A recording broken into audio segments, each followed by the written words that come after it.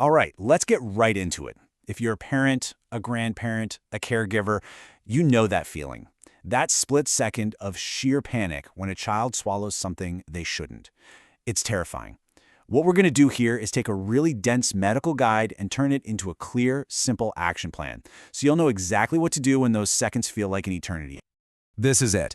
This is the question that makes your heart just leap into your throat. Did they choke? Is it just stuck? Is it something dangerous? Well, the answer to that really depends on two things. Where did it go, and what is it? And trust me, knowing the difference is absolutely critical. So here's how we're going to break it all down. First, we'll talk about what happens when something blocks the airway. Then, what happens when it goes down the food pipe instead. We'll get into the unique danger of chemicals, learn how to read the red flags, and then we'll finish with the most important part, your step-by-step emergency plan.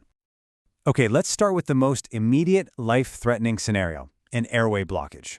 This is what we mean when we say choking. It's when an object goes down the wrong tube, the trachea or the breathing pathway, and literally stops air from getting in. So who are we most worried about here?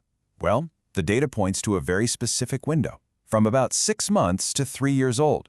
And it makes sense when you think about it, right? It's kind of a perfect storm. They're exploring the entire world with their mouths, but they don't have molars yet to grind things down properly. It just makes them incredibly vulnerable. So if something gets past the vocal cords, where does it end up? This chart tells the story pretty clearly.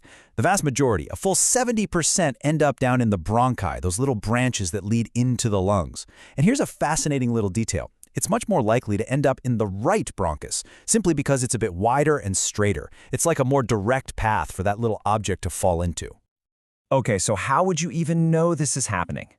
In a hospital, doctors look for what they call the classic triad of symptoms: a really sudden, violent cough, a new wheezing sound, and then hearing less air going into one lung. But, and this is so important, the research shows that this perfect trio of symptoms, it's missing in almost 40% of cases. So sometimes the only clue might be a cough that just won't go away. Right, now let's switch gears. What if the object goes down the correct pipe, the esophagus, the one meant for food, but then it gets stuck? This is a totally different set of problems, but it can be just as serious.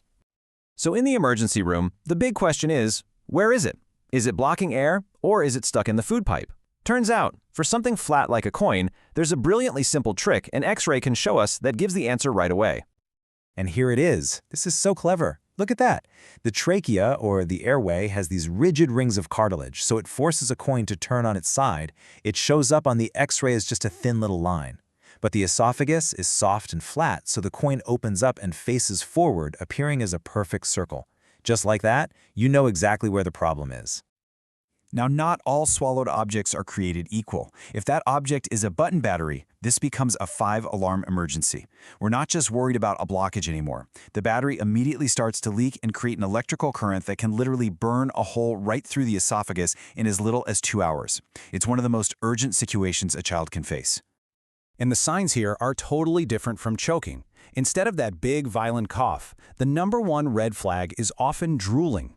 The child just can't swallow their own saliva past the blockage. They'll refuse to eat, they might point to their chest or neck, saying it hurts, and you might see some gagging or vomiting.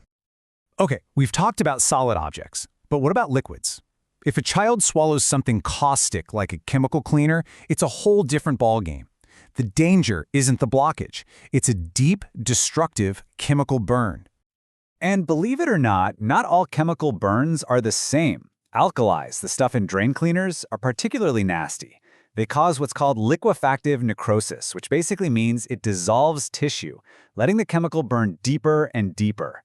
Acids, on the other hand, cause coagulative necrosis, which forms a kind of scab that can actually help limit how deep the damage goes. Phew! Okay, that was a lot of information, I know. We've got airway blockages, stuck objects, and chemical burns. In a moment of absolute panic, how on earth are you supposed to tell them apart? Well, that's what this next section is all about. This is our symptom sorter. Looking at this chart really helps put it all together.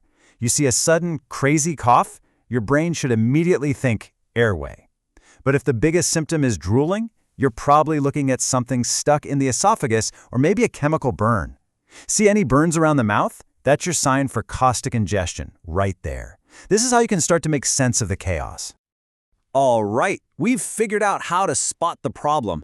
Now we get to the single most important part of this whole thing. What do you actually do?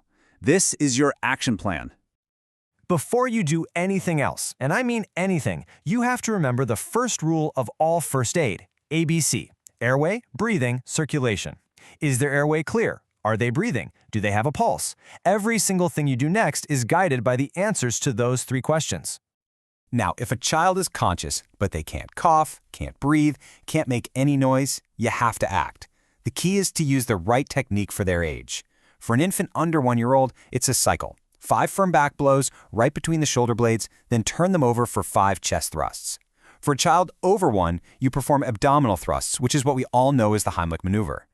Now, for chemical ingestion, what you don't do is just as life-saving. First, you absolutely do not make them vomit. Think about it. That just makes the chemical burn everything all over again on the way back up. And second, fight that instinct to give them milk or vinegar to neutralize it. That can actually cause a chemical reaction that creates heat, making the burn even worse.